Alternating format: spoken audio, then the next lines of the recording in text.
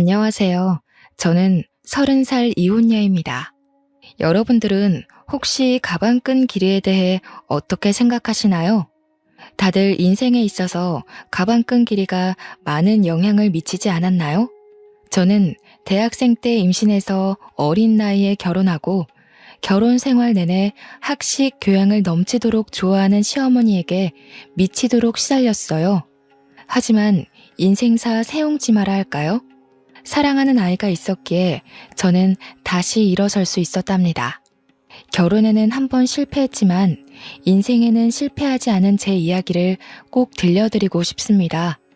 제가 대학교 1학년 때 2년 선배였던 남편을 만났어요. 남편은 듬직하고 자상하고 유머 감각도 있어서 후배들에게 인기가 많았고 저는 짝사랑하는 처지였어요. 남편이 제 첫사랑이었죠. 그냥 아는 사이로만 지내면서 고백도 못하고 눈치만 살피고 있었어요. 당시 저희 집은 2층 집에 살면서 1층에는 작은 식당을 하고 있었어요. 부자는 아니었지만 동네에서 그래도 입소문이 나 있었어요. 사람들이 저희 부모님을 법 없이도 살 사람들이라 부르곤 했죠. 부모님이 서로 존댓말을 쓰실 정도로 사이가 좋고 외동딸인 저를 끔찍이 아껴주며 키우셨어요. 저희 부모님이 뭐든 다 들어주는 부모는 아니었지만 저한테 필요하거나 제가 꼭 하고 싶다는 건 어떻게든 해주시는 분들이셨습니다. 어릴 적부터 크게 과외를 받거나 하지 않아도 성적이 좋았고 운동이든 뭐든 다 잘했어요. 승부욕이 있는 편이었는데 이상하게 물러터진 데가 있어서 친구들한테 뒤통수를 맞을 때가 있었어요. 저희 아빠를 닮은 거였어요. 저희 아빠는 예전부터 사람이 무르다는 소리를 종종 들었는데 저도 아빠의 그런 성격을 물려받아서 싫은 소리를 잘 못했어요. 그러다 결국 아빠가 친구한테 빚 보증을 잘못 써서 우리 집과 식당 건물이 통째로 넘어가 버리고 말았습니다. 평생에 걸쳐서 마련한 재산을 홀랑 날려버린 거였어요. 저희 가족은 하루아침에 길바닥에 낳는 신세가 됐습니다. 빚 도촉장들로 가득 찬 지하방에서 나와 학교로 가는 심정은 처참했어요. 엄마는 남의 집 일을 하며 마음고생을 하느라 하루가 다르게 얼굴이 상하고 손이 거칠어지는 게 보일 정도였고 아빠는 집에 잘 들어오질 않아 만날 수도 없었습니다. 여태껏 열심히 살아온 두 분이 스스로에 대한 믿음을 잃고 모든 걸 포기할까봐 그게 제일 무서웠던 것 같아요. 친구들은 축제다 뭐다 밝고 행복하기만 한데 제 주위에만 회색 구름이 짙게 드리워 있는 것 같았어요. 수업에도 집중이 안 되고 내가 지금 뭘 하고 있는 건가, 뭘 해야 하는 건가 생각만 들더군요. 그러다가 어느 날은 학생회관 앞 자판기 앞에서 저도 모르게 쪼그리고 앉아서 무릎에 얼굴을 묻고 있었어요. 그때 누가 제 이름을 부르더군요. 고개를 들어보니 제가 좋아하던 선배가 거기 있었어요. 여기서 뭐 하냐면서 저를 벤치로 데리고 가서 따뜻한 코코아를 뽑아줬어요. 그리고 제 얘기를 들어줬습니다. 그때까지 누구한테도 힘든 내색을 하지 못했던 저는 쏟아내는 슬픔과 걱정, 억울함, 불안한 미래에 대한 막막함 같은 것들을 털어놨어요.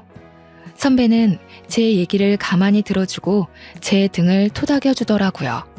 그날 마셨던 코코아 맛이 오래도록 생각날 정도로 그날은 제 인생에서 가장 따뜻한 날 중 하나였어요. 그날부터 선배는 제가 밥을 먹었는지 또 혼자 축 처져 있진 않은지 저를 살피고 살뜰하게 챙겨주기 시작했습니다. 또 사주고 과제도 챙길 수 있게 물어봐주고 과 모임에서 소외되지 않게 꼭 저를 챙겼어요.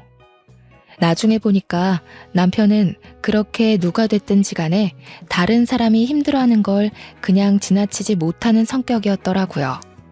이럴 때일수록 더 열심히 먹고 열심히 놀고 열심히 공부해야 하는 거야. 알겠지? 저는 남편이 그럴 때마다 고맙다는 말도 제대로 못하고 괜한 입술만 달싹이곤 했어요. 과 모임에서 술을 많이 마신 날 저를 집 앞까지 데려다준 선배의 팔을 붙잡으며 가지 말라고 했어요. 선배랑 떨어지기 싫다고요. 결국 우린 연인이 됐습니다. 저는 선배 없이는 하루도 살 수 없는 사람이 되고 말았어요. 뭐든 선배가 챙겨주다 보니 선배가 없으면 사는 게 사는 것 같지 않을 정도였어요. 너무 많이 기대서였을까요? 사귄 지 1년 만인 2학년 가을에 임신을 했다는 걸 알게 됐습니다. 생리가 늦어지는 줄도 모르고 있다가 알게 됐을 땐 이미 3달이 넘어 있었어요. 망연자실했죠. 도무지 어떻게 해야 할지 알 수가 없었어요. 남편도 아직 졸업하려면 한참 남았고 저희 집에서는 아무런 지원도 받을 수 없는 상황이었죠. 저는 어쩔 수 없이 학교를 쉬어야 했지만 남편이라도 하루라도 빨리 취직할 수 있게 준비하는 게 낫다고 판단했어요. 저희는 부랴부랴 혼인신고만 하고 결혼식은 조촐한 식사로 대신한 다음 시댁으로 들어갔어요. 당시 시댁은 24시간 국밥집을 하고 있었어요. 시댁은 처음부터 저를 안 좋아했어요. 특히 시어머니는 면전에 대고 막말을 하는데 보통 독한 사람이 아니더군요. 첫날부터 단단히 잘못 걸렸다는 촉이 오고 머릿속에 비상벨이 왱왱 울리는 느낌이었습니다. 하지만 어쩌겠습니까? 이미 아이가 생겨버렸는데요. 결혼을 해버렸는데요. 시어머니는 대놓고 저에게 우리 아들은 대기업에 들어가 앞길이 탄탄대로일 텐데 너 때문에 내 금쪽 같은 아들 발목이 잡혔다라고 했어요. 제가 공부를 못 마친 걸 가방끈이 짧다고 표현하며 툭하면 구박하기가 일쑤였죠. 학식 있고 교양 있는 것에 대한 로망이 있는지 툭하면 자기네 집안은 훨씬 더 좋은 집안의 교양 있는 며느리를 얻을 수 있었다고 했어요. 제가 없는 데서도 툭하면 제 흉을 봤어요.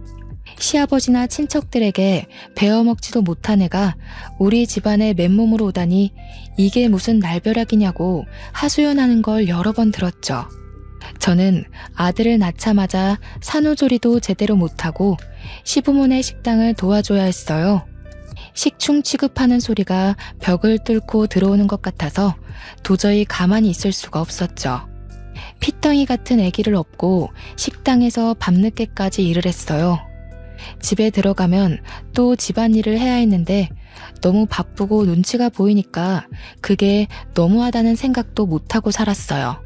시어머니는 제가 힘들어서 조금이라도 쉬려고 하면 네가 무슨 큰일을 한다고 힘들다고 야단이냐면서 야단법석을 떨며 면박을 줬어요. 집에 들어왔으면 시아버지 잠자리도 봐드리고 집안일을 챙겨야지. 어디 새파랗게 젊은 것이 집에 들어오자마자 방 안에 틀어박혀? 못 배워먹은 티 내는 거냐? 가방끈이 짧으면 노력이라도 하라고 했지? 어머니, 저 하루 종일 일하고 오늘 지훈이 아파서 병원에 뛰어갔다 왔잖아요. 저도 지금 열이 나고 몸에 기운이 하나도 없어요. 조금만 누워있다 할게요. 으이그, 그러게. 저렇게 복 없이 생긴 애들은 꼭 생긴 대로 논다니까. 그러게 저렇게 복 없는 애가 우리 아들 발목을 잡게 내버려뒀으니 원. 손주 새끼 봐서 참지. 애미라고 있는 게 없는 집에서 못 배워먹어 교양 없는 티를 팍팍 내니 애까지 닮을까봐 걱정이다. 걱정. 처음에는 시어머니에게 대들지는 못하고 남편에게 하소연했어요. 그런데 결혼 전에는 그렇게 저를 끔찍이 아껴주던 남편은 네가 시어머니에게 맞춰야 한다면서 하나도 힘이 되어주지 않았어요. 어머니는 왜 자꾸 나한테 가방끈이 짧다고 하시는 거야? 내가 무슨 가방끈이 짧아. 나 우리 학교도 수석으로 입학했고 내내 꽈탑 놓치지 않을 정도로 공부 잘했는데 나이 드신 분들이 다 그렇지 뭐. 그냥 하는 말씀이니까 너무 귀담아 듣지 마. 어머니가 예전부터 나를 좋은 집안에 장가 보내고 싶어 해서 그래. 어릴 때부터 노래를 불렀다고. 우리 결혼할 때 너네 집에서 아무 지원도 못 받은 건 사실이잖아. 조금만 참으면 어머니도 다 이해하실 거야. 처음부터 끝까지 참고만 있잖아. 언제까지 저렇게 막말하시는 걸 참아야 해? 우리 어머니 그렇게 나쁜 분 아니야. 두 아들 키우느라고 얼마나 애를 쓰셨는데. 네가 우리 집에 들어와서 그거 하나 이해 못해줘? 가진 거 없이 결혼한 우리 탓이라고 생각해야지 뭐. 애를 나 혼자 만든 건 아니고 내가 학교도 못 마치고 결혼한 게 내 탓만은 아니잖아. 아기 가지고 결혼한 게 무슨 죽을 죄 지은 것도 아닌데 어머니는 무슨 나를 죄인 취급하시려는 것 같아. 아, 그러니까 조금만 참아보라니까. 예전에는 그렇게 따지는 성격 아니었잖아. 어른들 하시는 말에 왜 그렇게 말이 많아? 나 취직 준비하느라 스트레스 많이 받는 거 몰라? 취직 준비한다고 늦게 들어와서 식당 일도 안 도와주고 애도 하나도 안 보잖아. 아까 말했듯이 애를 나 혼자 만든 것도 아닌데 내가 왜 전부 다 뒤집어 써야 하는데? 뒤집어 씌운다니 무슨 말을 그렇게 해? 얘가 진짜 갈수록 말 조심해. 내가 나 혼자 편하자고 이 고생하는 거야? 다 너랑 우리 지훈이 데리고 잘 살아보려 그러는 거잖아. 안 그래도 힘든데 왜 너까지 찡찡거려? 취업 준비 때문에 힘들어 죽겠는데 여기서 뭘 어떻게 하라는 거야? 그래도 그때까지는 남편을 사랑했기 때문에 어떻게든 이해해보려고 했어요.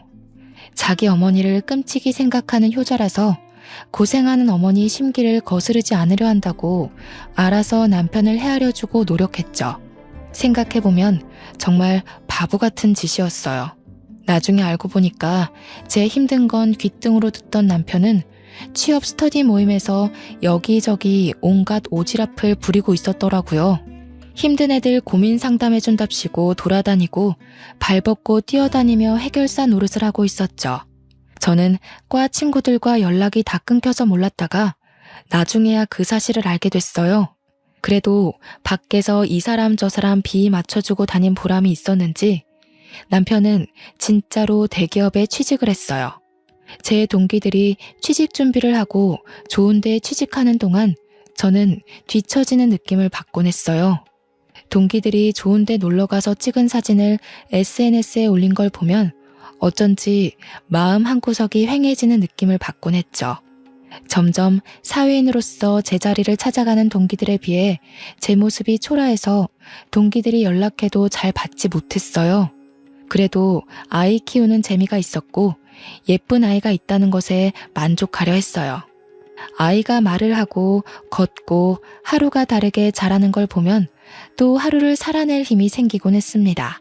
지금 생각하면 저는 어릴 때부터 커리어우먼이 꿈이었는데 왜 그런 소박한 현실에 만족하고 구박대기 노릇을 감내했는지 알 수가 없어요.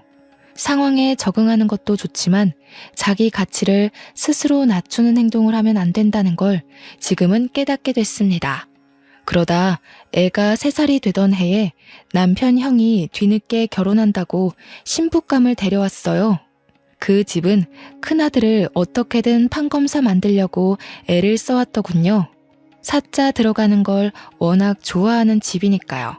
아주버님은 사법고시 폐지되고 로스쿨 준비로 몇 년을 또 허송세월하다가 30이 훌쩍 넘겼죠. 그래도 연줄이 있어서 30 중반에 대형 로펌 경영지원실에 취직을 했어요.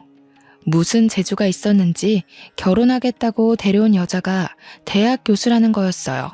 듣고 보니 교수는 아니고 어느 지방 대학 강사였죠.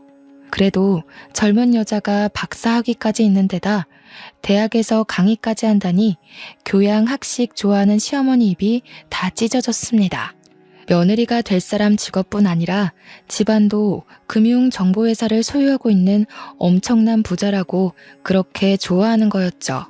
예비 형님이 강의한다는 대학이나 그 집안이 운영한다는 금융회사나 저는 들어본 적도 없는 데였지만 그게 무슨 상관이겠습니까? 그렇게 돈돈거리는 집안이니 아주버님이 그런 집안 여자랑 결혼하는 게 어떻게 보면 당연한 일이었죠.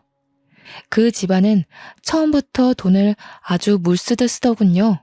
한 번은 형님이 그냥 우리 집에 다녀왔는데 시어머니가 지나가는 말로 김치 냉장고가 오래됐다고 한 적이 있어요. 그랬더니 다음 날로 새 김치 냉장고가 배달되는 게 아니겠어요? 부자는 다르긴 다르구나 하면서도 참 씁쓸하더라고요.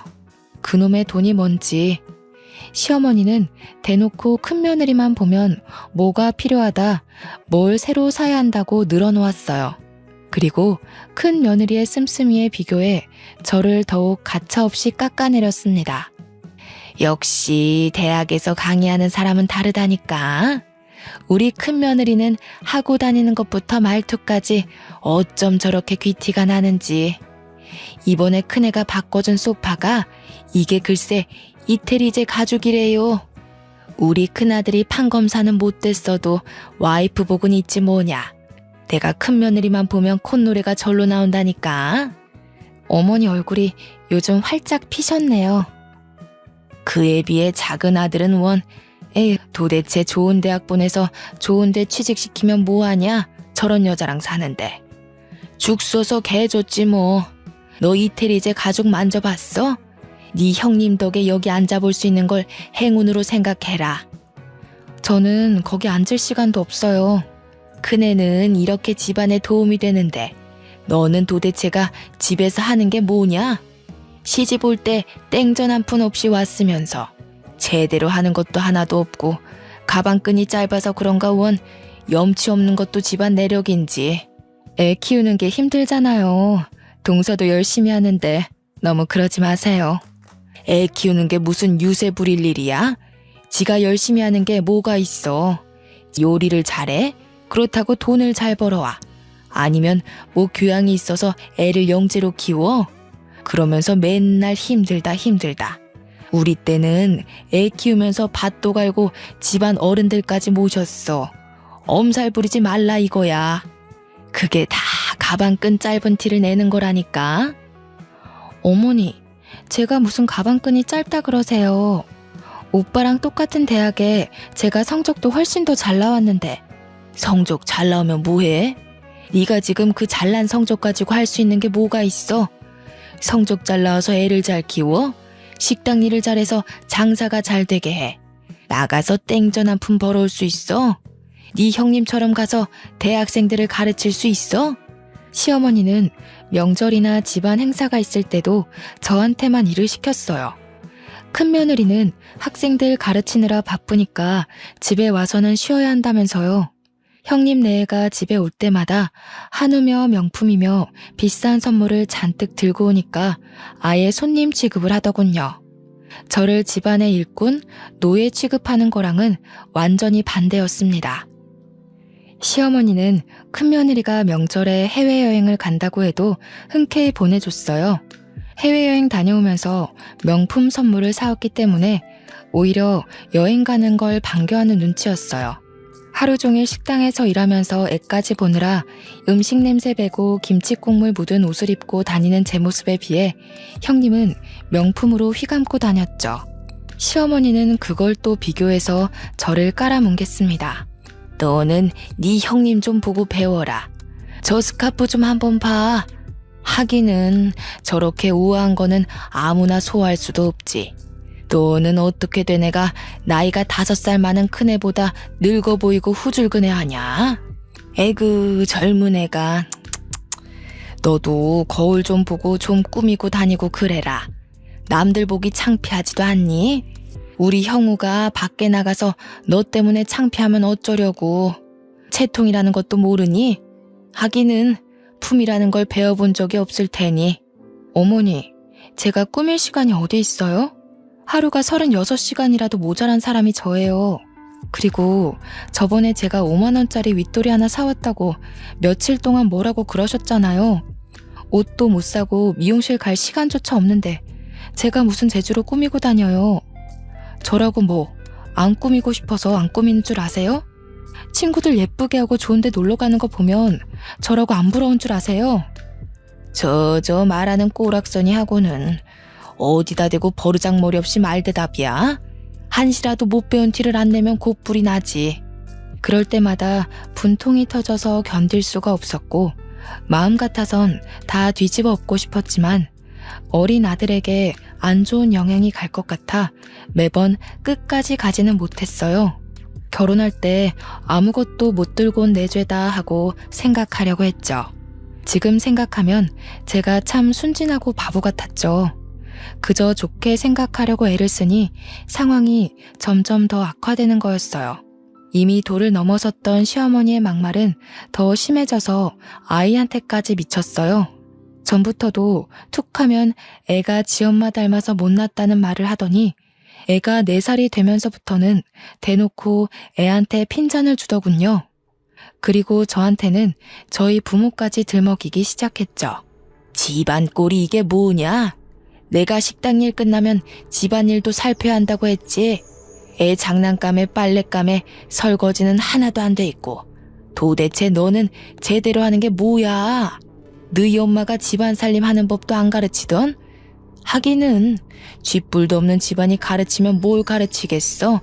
빌어먹는 법이나 안 가르쳤으면 다행이지. 빌어먹다니요?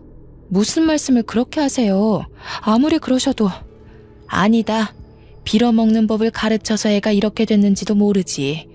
지혜미 애비한테 배운 게 있어야 뭐 하나라도 똑바로 하지. 없는 집 애가 가방끈까지 짧으니 설상가상이지 뭐야. 지 아들한테도 똑같이 가르칠까봐 겁난다. 겁나. 아니 어머니, 저희 엄마 아빠는 왜 건드리세요? 그렇게 말씀 함부로 하시면 저도 못 참아요. 저희 엄마 아빠가 얼마나 열심히 사시고 바른 분들이신데요. 저를 얼마나 귀하게 키우셨는데요. 귀하게 키워서 네가 그 모양 그 꼴이냐? 어떻게 키웠을지 뻔하지.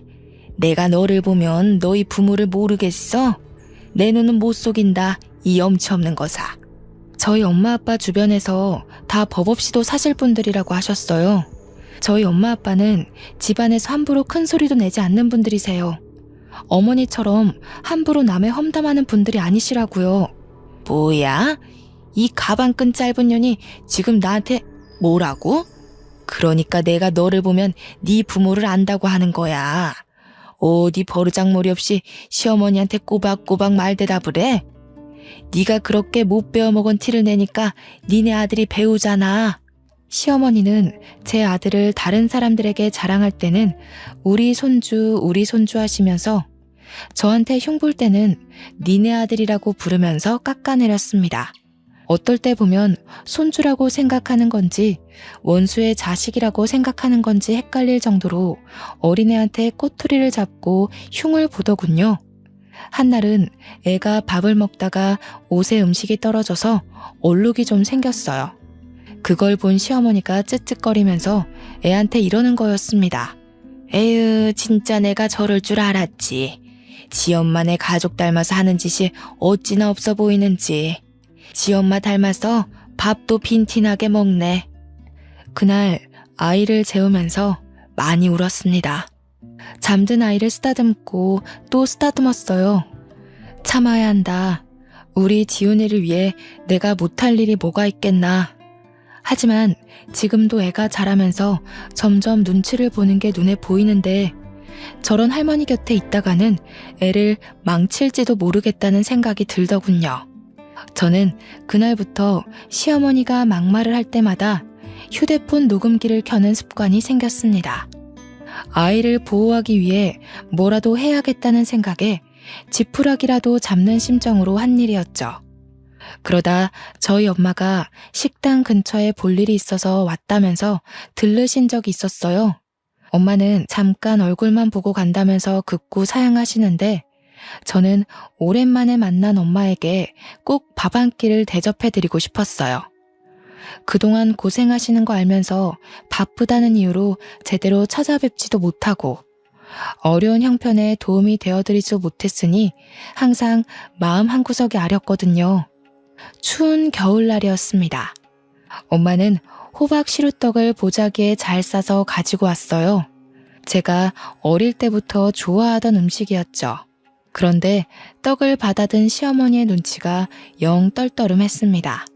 무슨 잡상인이나 불청객이라도 온 것처럼 저희 엄마를 위아래로 훑어보는 게 아니겠어요? 시어머니의 태도에 기분이 상했지만 엄마 앞에서 분위기를 망치고 싶지 않았던 저는 애써 즐거운 척하며 엄마를 식당 구석으로 데려갔습니다. 추운데 왜 자꾸 그냥 간다고 그러세요? 여기 앉아서 몸 좀 녹이고 조금만 계세요. 여기 설렁탕 맛있어요. 제가 금방 가져다 드릴게요. 혜인이 너는 밥 먹었니? 그렇게 아니다. 바쁜데 왜 엄마까지 챙기느라 고생할까봐 그러지. 나는 그냥 너랑 지훈이 얼굴만 보고 가면 되는데. 엄마 드릴 국밥을 준비하는데 시어머니가 한마디 하더군요. 에휴, 사돈댁에 오면서 이런 걸 선물이라고 가져오는 수준하고는 참나 어이가 없다 어이가 없어. 큰애처럼 명품까지는 바라지도 않아. 교양이라고는 눈을 씻고 찾아봐도 찾아볼 수가 없구먼. 가방끈 짧은 애를 남의 집 귀한 아들한테 맨몸으로 보내놓고 미안하지도 않나? 그런데 조금 있다가 단체 손님이 들어왔어요. 식당이 와글와글 꽉 찼는데 엄마 혼자 밥을 먹고 있는 게 영 신경이 쓰여서 저는 바쁜 와중에 흘끔흘끔 엄마를 보고 있었어요. 그때 시어머니가 엄마가 앉아있는 자리 바로 옆 테이블 위에 행주를 철푸덕 소리가 나게 던지더군요. 탁탁 소리가 나게 수저통도 닫고 의자도 정리하며 밥 먹는 엄마가 눈치를 보게 했습니다. 손님들이 더 올 텐데 자리가 없어서 어떡하냐면서 말이죠. 그러더니 카운터 쪽으로 오면서 이러는 거였습니다. 아유, 못 배운 집안이라 그런가 밥 먹는 것도 눈치코치 없이 먹네. 피꺼소시란 말 아시죠? 아무 말도 못하고 시어머니 하는 양을 겪는 줄로 보던 저는 말 그대로 피가 거꾸로 솟는 걸 느꼈습니다. 혹시 엄마가 들었을까봐 조마조마하면서 엄마 쪽을 쳐다봤어요. 다행히 엄마는 못 들었는지 아무렇지 않은 표정으로 밥을 마저 다 드시더라고요. 그날 저녁 빨래를 개고 있는데 시어머니가 안방에서 시아버지게 하는 말이 들렸습니다. 우리 엄마 흉을 보더군요. 큰 며느리네는 좋은 식당을 예약해서 대접하는데 안 그래도 딸을 빈손으로 보낸 주제에 코딱지만한 식당에 와서 꾸역꾸역 밥을 먹고 있다면서요. 저는 개고 있던 수건을 그대로 팽개치고 방으로 들어왔습니다. 하루 종일 뼈 빠지게 일해서 돈 벌어주는데 엄마에게 밥 한 끼를 대접해드리는 것도 눈치를 봐야 한다는 사실에 저는 이성의 끈을 놓치고 말았습니다. 그리고 밤늦게 돼서야 집에 들어온 남편에게 오늘 있었던 일을 말하면서 따졌습니다. 나를 무시하는 것까지 그렇다 치려 했지만 지훈이랑 우리 엄마 아빠한테까지 함부로 굴고 막말하는 건 못 참아. 이제 더는 못 참는다고. 내가 이 집 노예야? 솔직히 나 없으면 식당 운영할 수나 있어? 하루 종일 일하고 애까지 보는데 내가 우리 엄마한테 밥 한 끼 못 대접해줘? 내가 너네 엄마 밥 주지 말라 그랬어? 하루 종일 일하고 온 사람한테 생 난리를 치네. 왜 별것도 아닌 것 가지고 난리를 치고 그래? 엄마 들으면 어쩌려고? 뭐라고? 지금 그걸 말이라고 하는 거야?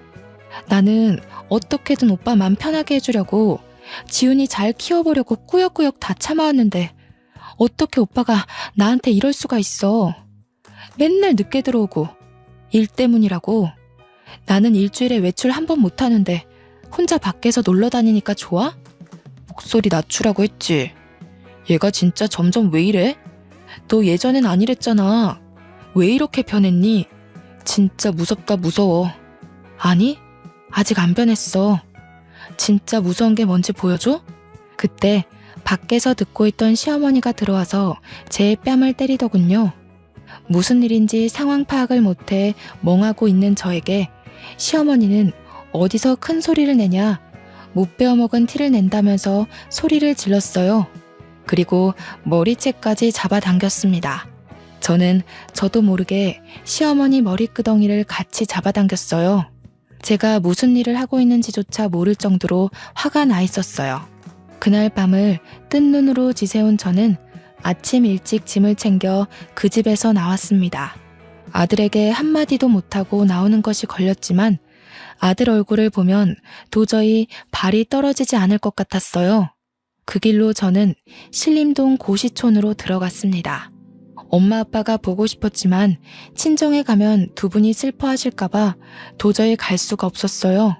고시원을 얻어 짐을 풀고 대학 때부터 고민만 하다 제대로 시작하지 못한 행정고시 공부하기 시작했어요. 아이를 낳은 뒤에도 미련을 못 버리고 있었기에 일사천리로 준비해 공부에 돌입할 수 있었습니다. 남들은 학생 때부터 죽어라 해도 어려운 공부를 몇 년 공백 끝에 시작하는 건 결코 쉽지 않은 일이었어요. 하지만 분노로 눈이 돌아버린 상태였기에 오히려 다른 거에 신경 안 쓰고 공부에 집중이 잘 되더라고요. 그때가 저희 부모님이 어렵게 빚을 갚고 돈을 모아 신림동에서 작은 식당을 다시 열었을 때였어요. 식당이라고 하기도 뭐할 만큼 허름한 곳이었지만 두 분이 다시 힘내서 마련한 자리였죠. 한날은 제가 모의시험 점수가 영 안 나와서 실망한 마음에 걸어 다니다가 저도 모르게 엄마 아빠 식당 쪽으로 걸어갔어요. 그전에는 혹시 눈에 뜨일까봐 그쪽으로는 가지도 않았거든요. 가게에 들어서자마자 엄마가 제 얼굴을 보시더니 저를 안고 막 우셨습니다. 저는 깜짝 놀랐어요. 엄마가 하는 말이 엄마 아빠가 못나서 네가 공부도 제대로 못 마치고 시댁에서 구박받고 산다는 거였어요. 저는 아니라고, 내가 악이 가져서 그런 거라고, 내가 실수해서 그런 건데 왜 엄마가 미안해 하냐면서 엄마랑 붙잡고 같이 울었어요. 그리고 그 집에서 나와 다시 공부 시작했다고 엄마에게 털어놨죠. 엄마는 깜짝 놀라더라고요. 그래도 그 집으로 다시 들어가라는 말은 절대 안 하셔요. 그날 저녁 고시원에 들어왔는데 아빠로부터 문자가 와 있었어요. 아빠가 미안한 게 참 많다고, 네 공부는 무슨 수를 써서라도 지원해 줄 테니까 아무 걱정하지 말고 공부에만 집중하라는 거였죠. 눈물이 핑 돌았어요. 열심히 사시다 그런 건데 엄마 아빠는 뭐가 그렇게 자꾸 미안하다고 그러시는 건지. 그리고 그런 생각이 들더라고요. 나도 열심히 하다가 그런 뿐이니까 나도 나를 탓하지 말자고요. 그리고 저는 무섭게 공부했습니다. 같이 공부한 애들이 뭐 먹으러 가자고 해도 저는 그 시간에 한 자라도 더 보려고 끼니를 대부분 김밥으로 때웠어요. 고시생들도 스트레스 푼다고 스터디원들끼리 술도 마시고 저희들끼리 친목도 다지고 그러거든요. 저는 도저히 그렇게 여유를 부릴 수가 없었어요. 집에서 절 찾고 있을 아들을 생각하면 1분 1초도 허투루 쓸 수가 없었죠. 집 나온 지 한 달쯤 지났을 때 남편에게 전화해서 아들을 보러 가겠다고 했어요. 그때까지 전화고 문자고 다 무시하다가 연락을 하니까 남편이 왜 집에 안 오냐며 생 난리를 치더군요. 저는 밖에서 아이를 만나 피자를 사주면서 엄마가 지금 사정이 있어서 너랑 같이 살 수가 없다고 조곤조곤 말해줬어요. 아들은 저를 보자 눈물을 흘리더라고요. 그 어린 것이 소리도 못 내고 우는데 얼마나 가슴이 아프던지요. 지훈아, 엄마가 미안해. 정말 미안해. 엄마가 정말 열심히 해서 꼭 성공해서 지훈이 데리러 올게. 알았지? 약속. 이해하기 힘들었을 텐데 착한 아들은 그래도 고개를 끄덕여줬습니다. 그 뒤로 2주에 한 번씩 주말에만 아들을 만났어요. 시어머니는 주기적으로 저에게 전화해서 애 버리고 나간 년이 무슨 염치로 애를 만나냐면서 소리를 질렀어요. 애가 너 닮아서 못 배운 티 나는 집만 골라서 한다느니, 애가 보면 볼수록 덜 떨어졌느니 하면서 아이 욕도 하고요. 애한테까지 인신공격하는 시어머니의 말을 저는 모조리 녹음해뒀습니다. 시어머니한테 구박받고 있을 아이를 생각하면 당장이라도 그 집에서 빼오고 싶었지만 지금으로선 내가 성공하는 것밖에는 방법이 없다는 걸 인정해야 했습니다. 정말 죽었다 생각하고 공부한 것 같아요. 그렇게 공부한 지 2년째 되던 해 결국 행정고시 재경직에 합격했습니다. 주변에서도 그렇게 빨리 합격하는 사람 처음 봤다면서 깜짝 놀라더군요. 공부를 늦게 시작했어도 빨리 합격했기 때문에 공무원으로 그렇게까지 늦은 나이가 아니었죠. 좋은 일이 하나 더 있었어요. 제가 공부한 지 1년쯤 지났을 때 아빠가 보증을 서줬던 친구가 돌아왔어요. 아빠의 절친이었던 그분은 자기를 늘 미안했다면서 사과를 하셨어요. 막혀있던 돈이 들어왔다며 아빠가 손해본 돈보다 더 많은 돈으로 갚아줬어요. 엄마 아빠는 그 허름한 건물에서 나와 훨씬 크고 좋은 건물에 돈가스 뷔페를 크게 열었습니다. 망하기 전보다도 훨씬 더 좋은 자리였고 장사도 잘 됐어요. 1년 만에 매출이 크게 올라서 제가 아들과 살기 위해 알아본 집 전세금도 엄마 아빠가 대주셨죠. 이제 임용만 기다리면 됐고 탄탄대로인 것 같았지만 한 가지 걱정거리가 있었어요. 시댁에서 아이를 순순히 내줄 리가 없었으니까요. 하지만 저는 무슨 일이 있어도 제 아들을 그 집에 그냥 두지 않으리라 다짐했고 사활을 걸기로 했습니다. 처음에는 남편을 만나 좋게 이야기를 풀어보려고 했습니다. 그런데 남편은 애 이야기는 안 하고 자꾸 딴소리만 하는 거였어요. 네가 이렇게 빨리 시험에 붙을지 누가 알았겠어. 내가 네 가치를 몰라봤던 것 같아. 그래도 네가 있을 때가 좋았어. 내가 너한테 참 잘 못해줬지. 지금 생각해보면 내가 좀 너무했던 것 같아. 우리 대학 때 참 좋았잖아. 둘이 같이 있으면 무서울 것도 없고 행복했는데. 그러면서 은근슬쩍 집에 안 돌아오냐고 저를 떠보더군요. 내가 미쳤다고 그 집에 들어가냐는 말을 삼키고 저는 남편을 따라 시댁으로 갔습니다. 아이가 어떻게 지내고 있는지 제 눈으로 확인해야 했어요. 그런데 평소라면 불을 환히 밝혀놨을 국밥집이 웬일인지 불이 꺼져 있는 게 아니겠어요? 시댁에 들어서니 시어머니는 없고 초상난 집처럼 휑한 게 무슨 일이 있는 게 분명해 보였어요. 그리고 저는 보고 말았습니다. 거실 테이블에 있는 주택담보대출 서류를요. 저는 서류를 들고 남편을 추궁했어요. 이게 대체 어떻게 된 일이냐고 물었더니 남편은 순순히 털어놨습니다. 형수네 집안에서 진짜 좋은 투자처를 알고 있다면서 돈을 몇 배로 불려줄 테니 믿고 투자하라고 대출 받으라고 종용했다는 거였어요. 아무리 그래도 그렇지 어떻게 집이랑 가게를 다 담보 잡힐 수가. 우리 집 망하는 거 보고도 그래? 집이 다 넘어가면 우리 지훈이는 어떻게 될지 생각 안 해? 이렇게 될 줄 알았나. 형수네 아버님이랑 형님이 지금 무조건 기회를 잡아야 한다고 막 밀어붙이는데 어떻게 해. 우리 엄마가 그 집 사람들 하는 말이라면 껌뻑 죽는 거 알잖아. 그 집처럼 돈 펑펑 쓰고 살게 될 줄 알았지 뭐. 근데 알고 보니까 그 집안, 그 집 사람들 다 말을 말아야지. 무슨 말이야?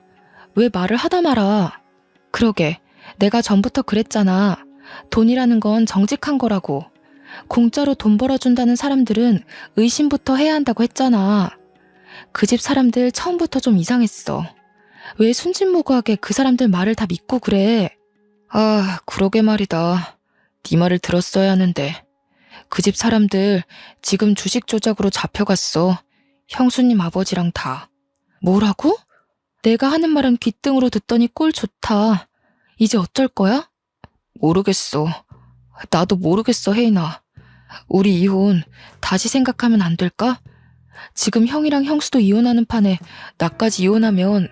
집에 돌아가서 TV를 틀어보니 뉴스에서 형님네 집안에서 운영한다던 금융정보회사 이야기가 나오고 있더군요. 그 집 가족들 다 줄줄이 구속됐다는 거였어요. 그때가 또 한창 모 연예인의 박사학위 논문 표절 사건으로 떠들썩할 때였어요. 그런데 전문대 강사도 박사학위 논문 표절이라는 제목의 뉴스에 나오는 실루엣과 대학 이름이 어디서 많이 보던 거였어요. 저는 형님이 강의한다던 학교 홈페이지에 들어가 봤습니다. 거기엔 디자인과 땡땡땡 강사 박사학위 취소 건에 대해 사과드립니다. 라는 제목의 게시물이 맨 위에 올라와 있었죠. 형님의 박사학위 논문이 표절률 85%로 취소된 거였죠. 학위 논문뿐 아니라 석사 논문까지 표절한 거였더군요. 시댁이 그렇게 좋아하던 교양과 학식, 그리고 돈까지 모두 사기였던 것입니다. 저는 더욱이 빨리 아이를 데려와야 한다는 생각에 마음이 급해졌습니다. 얼마 뒤 소송 준비가 끝났을 때 시어머니가 저희 엄마 아빠 식당에 찾아왔습니다. 무슨 바람이 불었는지 사기꾼 며느리한테서 받은 명품 스카프를 두르고 와서는 가게를 구석구석 살피더군요. 제법이구만. 못 배운 집이 가게 좀 크게 내봤자지. 어디 밥이나 좀 내와봐라. 얼마나 잘하는지 보자. 저는 시어머니란 인간은 꼴도 보기 싫고 말도 섞기 싫었었지만 아이 문제를 해결해야 했기에 침착하게 대꾸했어요. 여기는 밥을 갖다 드리는 데가 아니라 직접 떠서 드시는 데예요. 조금 있다 올 테니 식사하고 계세요. 군뱅이도 구르는 재주가 있다더니 쟤까지 꽤 그래도 용 빼는 재주가 있었나 보지? 행정고시인지 뭔지 그거 합격하면 월급이 얼마나 되는지는 모르지만 말이다. 잘난 체 하지 말라 이거야. 애새끼 버리고 간 년이 잘 되면 얼마나 잘 되겠냐만. 내가 지훈이를 봐서라도 이제라도 용서를 빌면 용서해주마.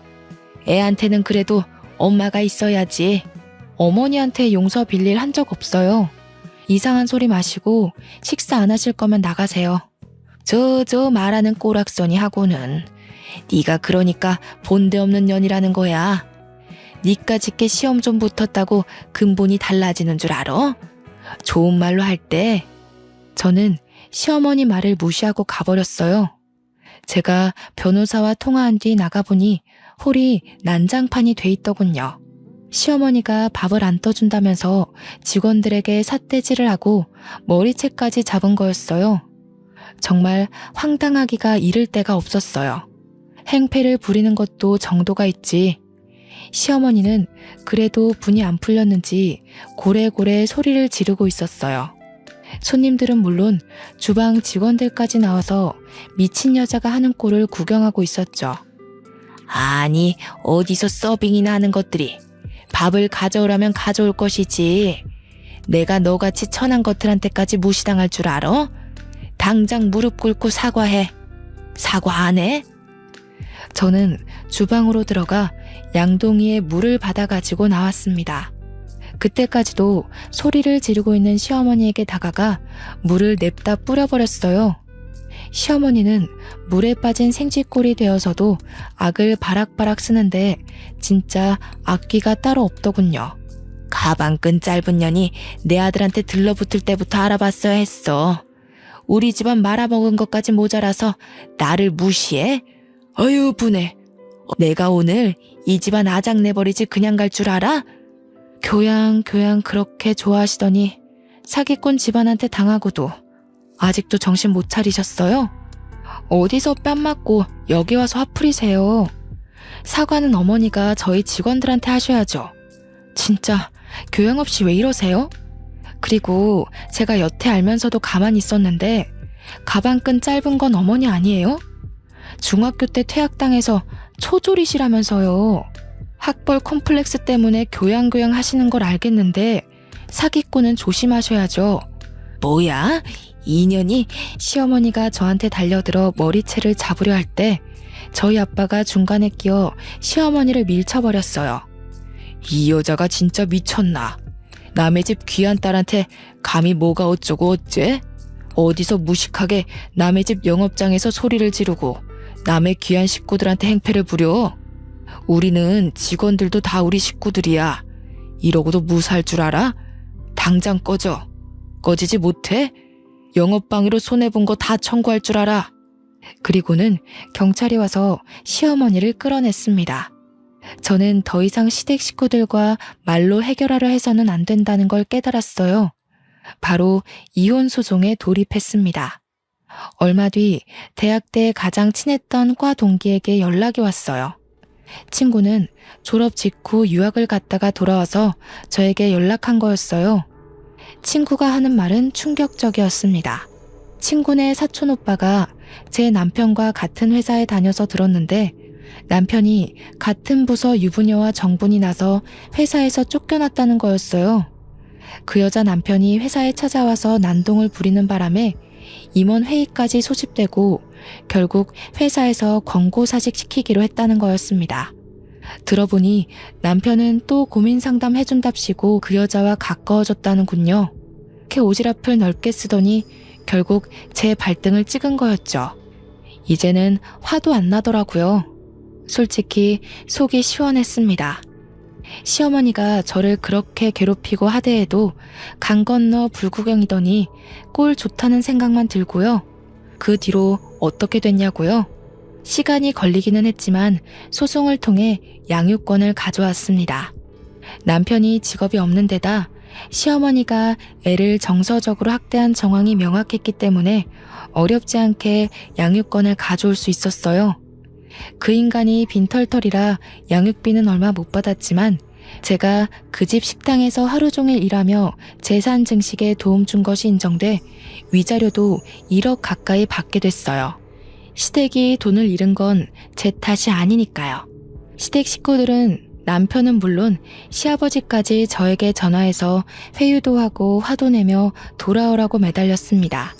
제가 미쳤습니까? 콧방귀도 끼지 않았죠. 고생 끝에 낙이 온다는 게 이런 걸까요? 이제는 아들과 함께 알콩달콩 행복할 일만 남은 것 같습니다. 사랑이라 생각했던 게 저를 배신했고 결혼 생활은 저를 밑바닥으로 끌어내렸지만 저는 힘든 시간들을 통해 깨달음이라는 훨씬 더 큰 선물을 받았거든요.